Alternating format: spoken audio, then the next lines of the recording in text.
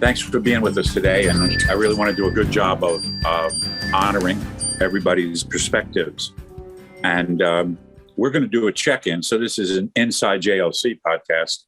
And those of you that are listening, this is how we start our meetings. We generally have a topic, or we just say, what's on your mind, or what's top of mind for you right now that's distracting you. We have all kinds of ways we check in.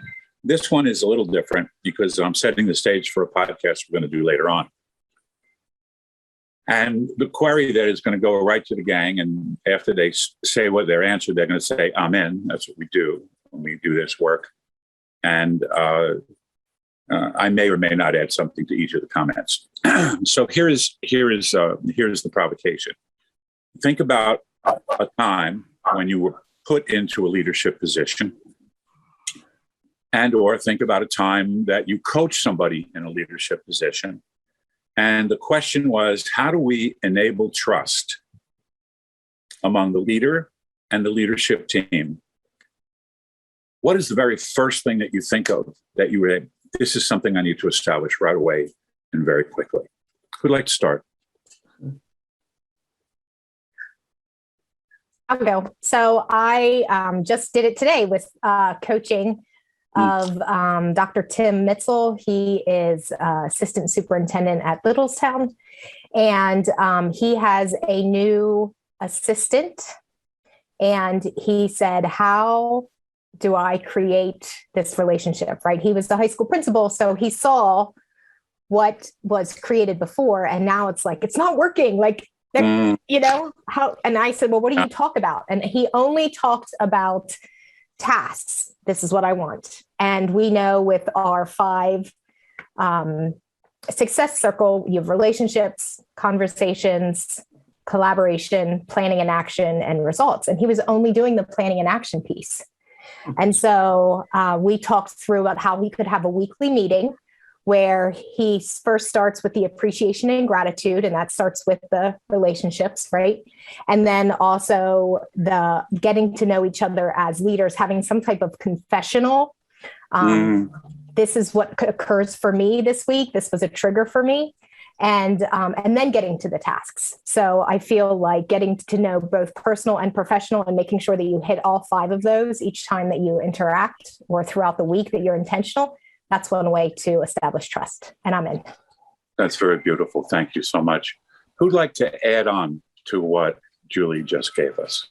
Okay, I'll chime in. So, you know, for me, I want to take it to a very personal space on what I actually did as opposed to how I coach someone. I thought it was very important when you establishing new relationships. When I was a leader in command, I wanted to establish that relationship, that very personal connection with people up front.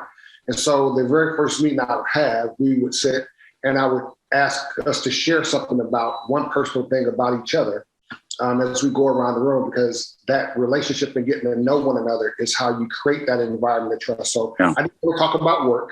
I didn't want to talk about their responsibilities. I just wanted to make a connection, a human connection with the people so they could see that I cared about them and that what was important to their lives was important to me. And I wanted to make myself human and vulnerable as well. So just that very first touch, tell me one thing about yourself. And for me, I like riding motorcycles. That was something that people found very surprising. And we would go around the room and get to know one thing about one another, or where are you from? And we would have a conversation about the part of the country you come, so we could make connections in our familiarities. And with that, I'm in. That's beautiful. And I invite the rest of you to just add on to the previous speaker because Julie and Vince have dropped us down to a beautiful spot. One of my questions that you've seen me use, all of you have seen me do this. What is it about who I am that brought me to leadership and keeps me here? That is such an interesting question. I've actually done that with families. What is it about you as a couple that brought you to the space of becoming parents and then so beautifully keeps you here? There's such power in that ability to build that kind of relationship. Who'd like to go next? I'll go ahead. Go ahead, Colleen. Oh, sorry. And just kind of build upon what I'm hearing already is surfacing as a theme. It's like really focused on developing the quality of the relationships, whether it's, whether it's with those you lead or with those you coach. And I would like to give a really good non-example because I myself fall into this very frequently. And Julie, it's a little bit of what you were coaching your client on is, make sure you're just not focused on the tasks and jumping in quickly. And Vince modeled that he takes a moment of pauses to have a conversation, to get to know them in a personal way. And I am guilty. My son Connor moved back home from college. And he's working every single day. And the first minute he walks in the door, guess what I'm doing? Focusing on what he needs to do. What about this? What about this? And I feel like I lean back into that task-oriented thing. You didn't get this done. You need to clean your room. What are we doing after school? Blah, blah, blah. And so I need to pause because that is an example of I'm not doing anything to help develop the relationship and the trust. I am actually harming that. So I need to take a breath and relax and remember to give him time because he tells me, don't talk to me, Mom. I just walked in the door. I just want to be able to walk in and get something to eat and get something to drink, and then I'll talk to you, but not now. So just another example, a non-example of, and it's a simple thing, and I do it with the space of love in my heart, and yet it's not getting me what I want, and I'm in.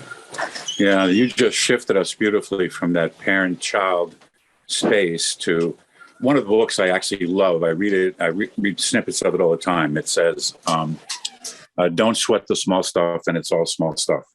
And one of the chapters reminds me regularly to simply breathe before I talk. And I so often want to jump in and tell you something because I got something to tell you. Magnificent. Thank you.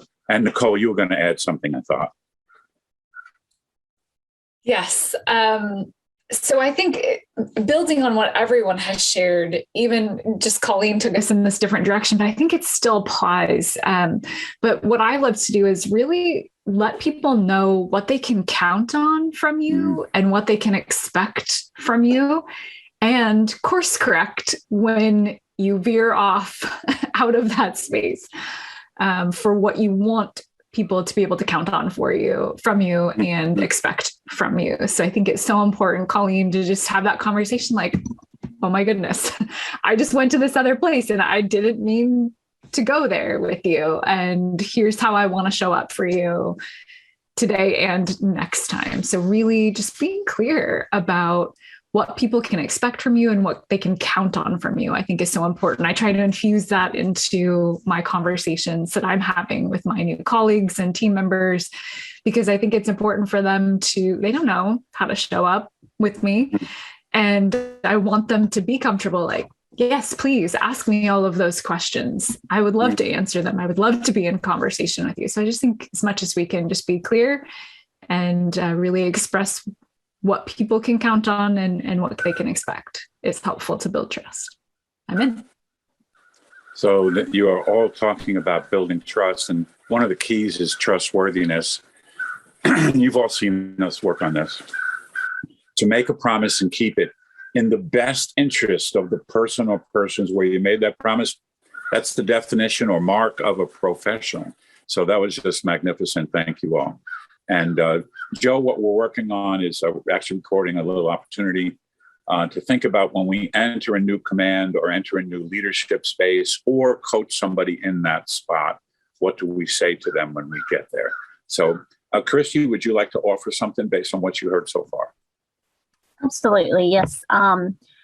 So I think I maybe come at this from a different viewpoint, and that I'm not out coaching anyone. But one thing that, I do have several clients that I will lead, try to lead kids, like you mentioned, in different situations. So, but the first thing that I try to remind myself is patience. If I don't have patience, then I've lost it in both arenas, with my personal and with my kids and in the business world.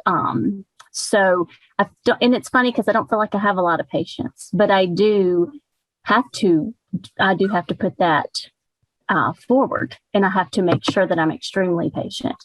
I work with very diverse clients, on different spectrums of technology and of what they do and what I do for them. So, I just really have to come at it. But I love what everyone has said. I also try to include those personal relationships with my clients because, I consider many and most of them friends. I've worked with them for several years. We know so much about each other, our families, and they're there for me in so many different ways when I need them, and I try to do the same. So those relationships are just incredibly important, no matter what, where you're at and what you're doing. But so I love what everyone has said, and I feel like it all kind of comes together, whether you're here or business or personal, and I'm in.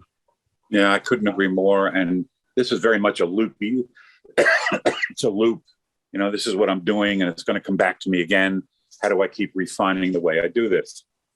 And what you made me think of, Christy, and it's a big one for me. Like, what are my triggers? What gets me excited fast? What do I get pissed off about in a heartbeat, right? And working on myself to recognize that. The first is awareness, like anything else, and then reshaping how I'm going to respond. It is truly the difference between a reaction, right, trigger reaction, to a thoughtful response. And of course, if you're all listening to this as a podcast, we have podcasts about that, about how to really work on your resilience, which is the opposite of a reaction and much more about response. So beautiful. Joe, please add your 2 cents here based on what you're hearing. Yeah, so of course, last week I wrote a paper, right, with your help, as you know, and part of it was about this. And I think many times when people, particularly who are new in organizations, think about, okay, how am I going to go into this organization? What am I going to do? I think it's easy to get caught up in kind of big thoughts. Okay, so I'm going to go out and build trust. So let's back up the cement trucks and let's unload all the bricks. And, they're thinking about some big movement, when I think the truth is it's all small steps. And I think this is part of what Nicole was saying, and Julie and others, is, again, it's to demonstrate from the get-go listening, vulnerability, tolerance of other viewpoints, gratitude, empathy. I mean, all of the things that we talk about in these disciplined conversations. I think the sooner you begin to evidence those things, how many of us have had the experience of having a new person come into our organization, or us checking into a new organization, and you find somebody who knows everything, and they're right about it all in their mind. It's just a huge turnoff, and you immediately, your trust gauges all go to the red immediately, because you're like, geez, if that's, I've been here 10 minutes, look at what they're telling me about this organization and about who's in charge and what they do and how they do it. Okay, that's interesting. So I think keeping in mind that it's small stuff, but also to come back to what Nicole said about, being present in these functions, showing up in a way that evidences these disciplines. Again, it sounds small. I don't think it is small, and I think it requires focused effort, but it's very much worth the journey to build the trust, and I'm in. That's beautiful. This idea that, and I love the way you articulated that, Joe, and this is really representative of artifacts of a culture. Is this culture a trusting, caring culture, or is it one that's going to kick your ass if you make a mistake? And sometimes those artifacts are so clear, you can see them in the first few minutes of your orientation. And, as Christy was saying, I need to build relationships with people. That's my job. That's what I need to do. And there's always a loop back to you that they'll take care of us when we're in need, and I do my best to take care of them when they're in need. So this sensibility is to practice these disciplines. It's powerful. And the culture of the leadership team becomes clear as we notice how we interact together and build those relationships through disciplined conversation. So, ladies and gentlemen, thank you for being with us here at JLC Media. We just had a meeting, and what you heard earlier was us checking into our meeting. And we follow a very, very disciplined practice. We check in, We then set the stage for our meeting. We create the intention. We hold our meeting. And then this is kind of the final space. We've already done commitments to action. And Colleen, who's on this with us, is our Chief Operating Officer, and she makes sure that she holds our proverbial feet to the fire. She writes down the things that we promised, and then we move to this phase in the meeting, which is a checkout. This is so much about our learning, because a checkout gets us to really take a moment and reflect on what happened during the meeting that was really important to me personally and potentially to the entire JLC team. So what you're going to hear here is how we typically work. So this is an inside JLC thing. You're inside our company watching us work. And here we are. So I will create a quick little, the provocation is really simple, what resonated most with you today and why. Now that second part, if you're listening to us, is really important, because typically somebody goes, well, I really like what Julie said, I'm out. And then no, that's not enough. Tell us what Julie said that resonated with you, and then tell us why it resonated with you. What we're really practicing here is team learning and mental models, where if you tell me why something resonated with you, you are surfacing your mental model about why that was important to me. So that's what we're going to do, and we're going to do it right now. Hope you enjoy it. We have Colleen on with us. We've got Julie and Nicole. So the provocation is very standard and very simple. What resonated most with you today during our meeting, because we had about 3 or 4 different topics, what resonated most, and tell us a little bit why that resonated so much with you. And when you're done, of course, you'll hear them say, I'm out, which doesn't mean they're going to leave. They're not going to turn off their camera. They're going to stay and listen to everybody else's checkout. So who'd like to start? What resonated most with you today? And tell us a little bit about why that was something that was resonant for you. I'll go ahead and start. I think, we have Joe on the line with us, and I really appreciate Joe's been very, very busy. He's working very, very hard in support of our Navy medicine client.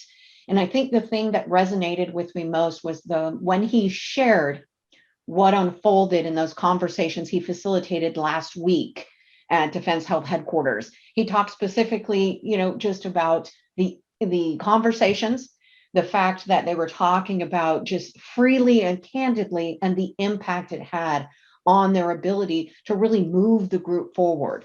So sharing his story, I think, is the thing that most resonated, and that impact piece on how he said even the boss who called him for a debrief said he really was happy with the results of that facilitation. And I'm out. Yeah, there's a part here, and of course we are following our coaching certification guidelines, and we won't tell you completely during this checkout what was said or who said what. Because we keep those things extremely confidential. We can give you kind of a global, this is what we talked about, this is what was said, but we'll stay away from names and specifics. But that's excellent. And it is, in following these guidelines, our work is about helping people that we serve clarify what their needs are, because sometimes they drift away. Well, we just got to, yell at that guy or support that guy or give this person an award. And it was like, much more than that. And it was the conversation that enabled it. Who'd like to go next? Thank you, Colleen. I'll go. Go ahead, Julie. You go ahead, Nicole. Go ahead.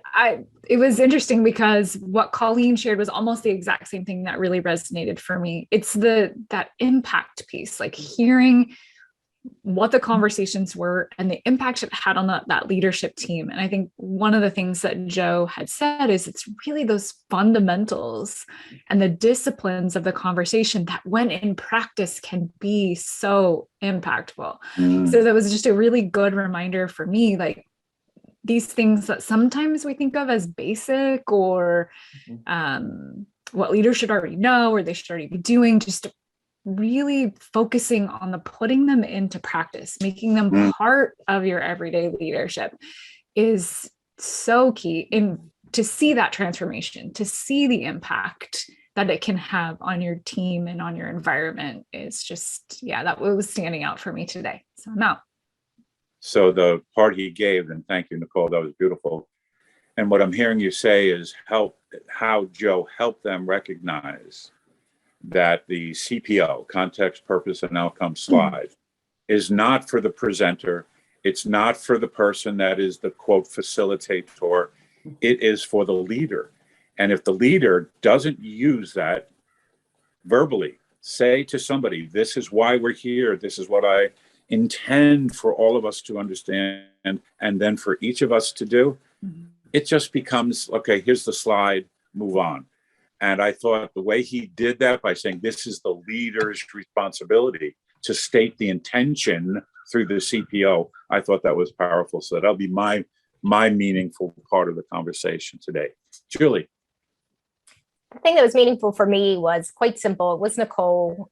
She said, hey, I'm working on this topic. And if anybody has any feedback or resources or anything, I'd love to see it. And I think that's, goes back to my check-in with the 5 factors that she's not just here, I have this thing I need to do and do it all by myself.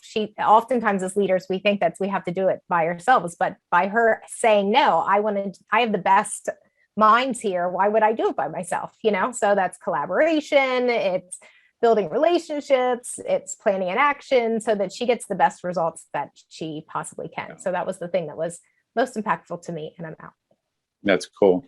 So I thought, and you used his name, Tim, when you were working with Tim, that I love he's a wonderful gentleman, and he's very task focused and oriented toward what's our project. And sometimes if we become like anything, it's a yin and yang, if we become overly focused on what we're going to do and how we're going to do it, we lose the opportunity to develop those relationships. And as you know, and those of you that are listening, the most effective leaders initiate and sustain quality relationships. And what I think you did, Julie, there for Tim was reopen the door. And sometimes, to a point you made earlier also, we have to hear things multiple ways. In my wife's tradition, they have to hear it for the mind, heart, and spirit 3 times. Something has to be stated actually 3 times in 3 different ways for it actually to get internalized and embedded. And I think that's at least 3 times. It may require more. So gang, thank you so much for being today on our team meeting, for being on the team meeting with us and offering the perspectives that you brought forward. Those of you that are listening, this is what a checkout looks like. This didn't take very long at all. And you can sense there was a lot of strength in this particular checkout. And every time somebody offers something, it's more for me. Then my mental models pop up and I recognize what that means to me. I hope you enjoyed this. I sure did. And looking forward to seeing you guys in the future. Please see us at gojlc.com and sign up for a discovery conversation on us. We'd be happy to chat with you about your needs and how we might serve you. And let me be clear about something. If we don't think we're a match, we'll say it. We always do. We don't force ourselves on anyone. And our experience is that people in leadership positions, management positions, there is something in the work that we do that you can grab onto and use. You might get it out of the discovery conversation. Then you had a wonderful coaching call and it was on us. If that's the case, wonderful. In any event, visit us at gojlc.com and thank you for being part of us today. Take care, folks. Sincerest thanks for listening to this episode of the Everyday Leadership Conversations podcast. The Jorgensen Learning Center offers a variety of programs for individuals and organizations to enhance their communication and leadership skills. To find out more about programs and upcoming webinars, check out our events page at gojlc.com.